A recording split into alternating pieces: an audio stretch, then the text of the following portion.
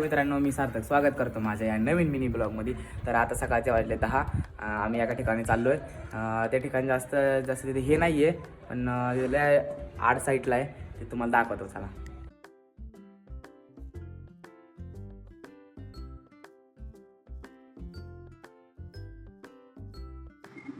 तर मित्रांनो, आता आम्ही आलो इथं लोकेशनला. तर तुम्हाला बघायचे कुठं आलो, एकदम असं जंगल टाईप आहे. हे बघा, तुम्ही मागं बघू शकता. आम्हाला इथून आतमध्ये जायचंय. इथून आतमध्ये गेल्यावर एक मंदिर आहे, त्या मंदिरात पाया पडू, बघू. चला. तर आम्ही निघाल्यात आतमध्ये. तुम्ही बघू शकता हे कसलं बेकार आहे. सगळं जंगलच जंगल आहे. आम्ही इथं मागं पण आलतो एकदा. आता हे बघा, तुम्ही जंगल बघा. इथं आतमध्ये गेलं महादेवाचं मंदिर आहे, त्या मंदिरात पाया पडू आणि मग बघू पुढं काय ते. अजून एक मस्तपैकी आम्ही इथून आलोय. आता हे बघा, हे इकडं मंदिर आहे. तुम्हाला मंदिर दाखवतो, एक मिनिट. बघू शकता तुम्ही, हे चारही साईडनी सगळं जंगल आहे आणि बरोबर मध्ये महादेवाचं मंदिर आहे. तर तुम्हाला आतमध्ये जाऊन दाखवतो. इथून असं आतमध्ये जायचं. ह्या साईडने सुद्धा आहे वरती जायला आणि ह्या साईडने सुद्धा आहे. आपण इथून वरती जाऊ.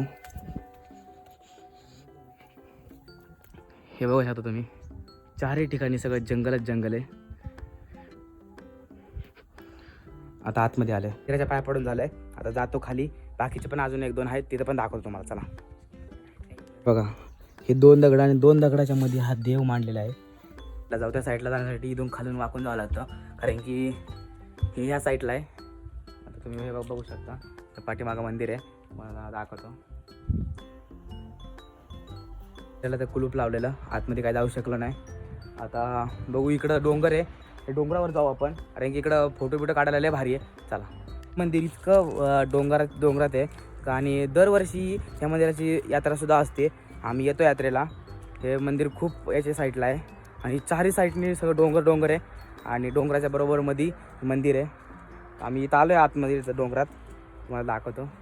दगड आहे, त्या दगडावर चढून तुम्हाला दाखवतो. इतकं जंगल आहे ना मोठं. आम्हाला एक मिनिट. त्या साईडला ह्या झाडाच्या पलीकडे रस्ता आहे, त्याच रस्त्याने आम्ही आलतो इकडं.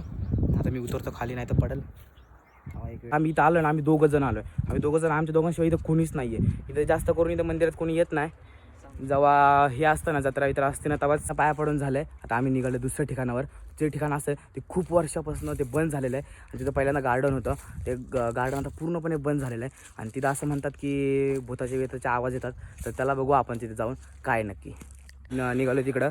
तर ते तुम्ही नेक्स्ट ब्लॉगमध्ये बघा. हा ब्लॉग आवडला असेल तर लाईक करा, सबस्क्राईब करा. बाय.